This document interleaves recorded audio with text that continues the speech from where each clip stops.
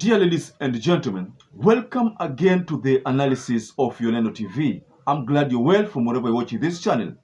I'd like to start this session by appreciating you so much for supporting this channel, for making this channel grow. If you wish to support us, please just hit the subscribe button and then you can hit the like button. MWANGI KIUNJURI is one of those people who formed the Kenya Kwanza faction. But amongst the party leaders of the parties that supported Kenya Kwanza, MWANGI KIUNJURI is one of those people who has not benefited in this government.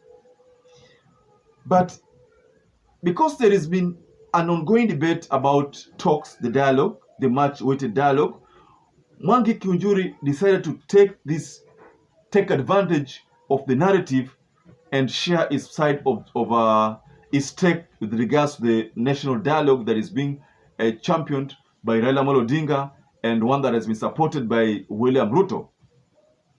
But MWANGI KIUNJURI came differently. He came different from the way David Mwaure came. David Mwaure's take was a bit different, but MWANGI KIUNJURI has come out to tell the government that, look here, you cannot boast that you control the numbers.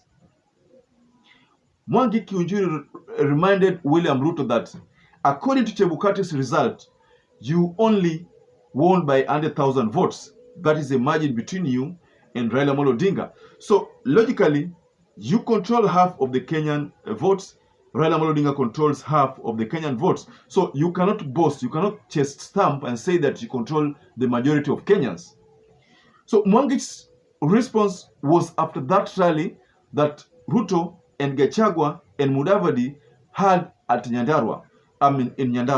And that rally, that is where you found that there was that project we talked about when William Ruto decided to double launch a project that he had launched before.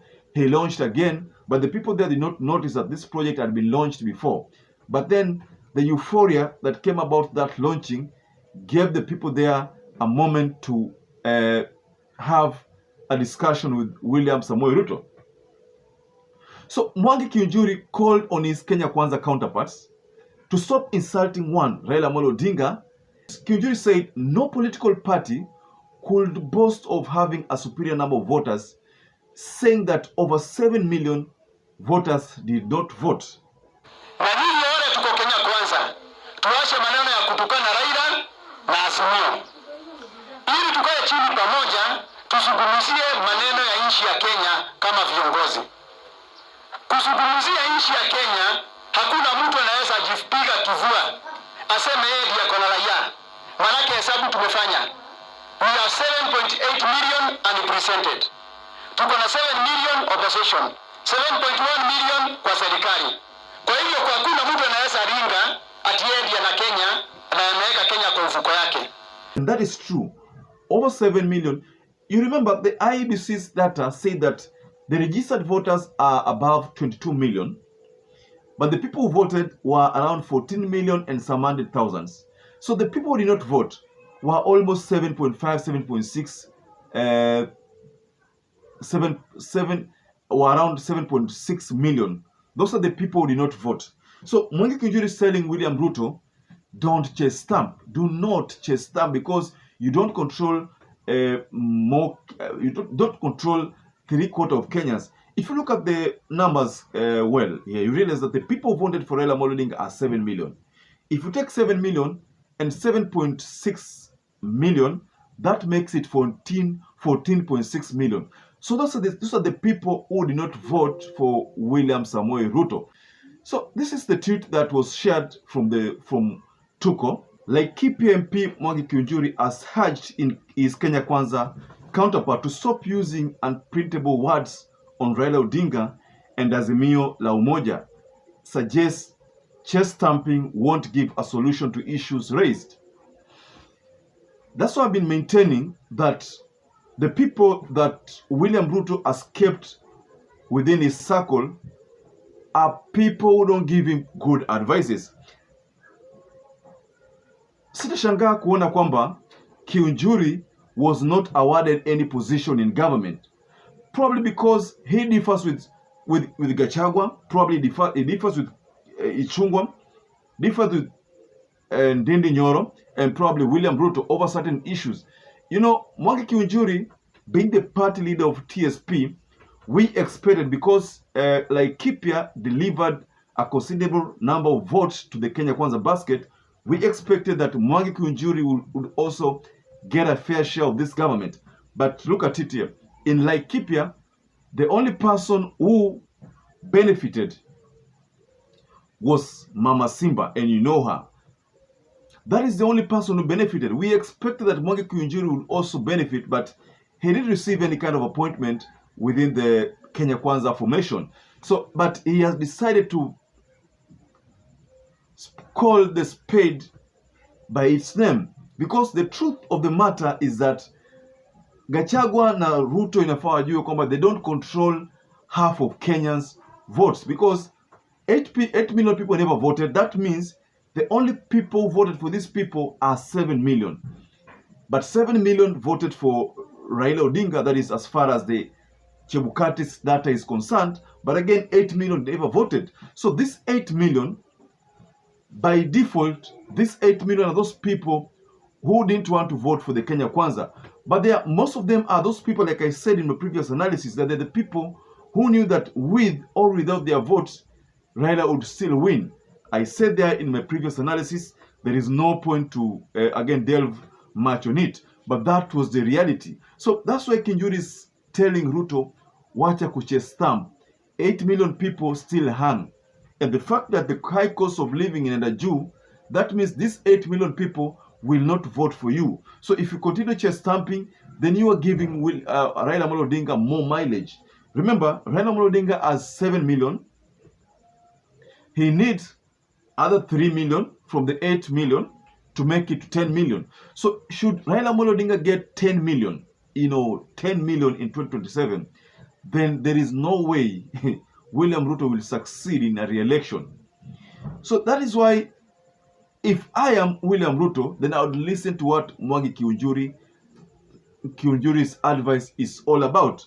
However hard it becomes hard for him to actually decipher the words or to embrace the words. But the bottom line here is that he should not chase thumb, and that is one of the best advices that I've seen or heard from any leader in Kenya. Don't chase thumb. It is contrary to what people like Mudavadi, people like Mudavadi not even deliver to Kenya Kwanza. You know in Vihiga County, the governor of Vihiga County is an ODM governor. Literally all the MCAs in that county belong to ODM. So mind you, Vihiga County is predominantly a Mudavadi county. So we expected that Mudavadi would deliver the whole county to Kenya Kwanza. But even in his own constituency, that is Sabatia constituency, the MP there is not from ANC. The MP is from UDA. So that means Mudavadi could not even deliver to the people, to William Ruto. So that makes it pretty hard to the likes of Mudavadi to tell William Ruto the truth.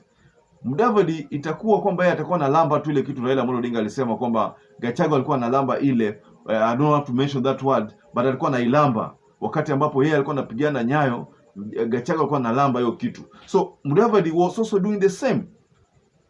In fact, Mudavadi is doing the same. Have you ever heard anywhere Mudavadi say that Ruto umekosea hapo? Even the fact that Nzoia Sugar inataka kuwa privatize, bado Mudavadi haoni hiyo shida, because he was spoon-fed, because he was given a position which he did not even earn. He was not even supposed to earn to get that position, the prime CS, but he was awarded that position despite the fact that he did not deliver. So he cannot even tell Ruto kwamba usiuze Mumias Sugar, it's our own asset here in West Kenya. Don't do that. Don't even sell Nzoia. Look here, the person who talked about this was Boni Alwale. So Boni Alwale told Gachagua right on his face that no, I will not agree with you. But Mudavadi could not do it. Malala could not do it, because hao ni watu ambao wamepewa tu kazi wafanye, despite the fact that they did not deliver. So I totally agree with Mwangi KIUNJURI's remarks when he says that don't chase thumb. You cannot, usidharau wengine kwa sababu una feel kwamba wewe una control more than half. You don't control more than half, because 8 million never voted. So, ladies and gentlemen, kindly tell us below the comment section what you think about these remarks from Mwangi KIUNJURI. Do you think Mwangi KIUNJURI is telling the truth?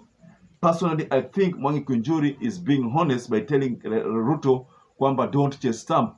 The 7 million people who voted for you according to Chebukati, there are more than those people who did not vote for you.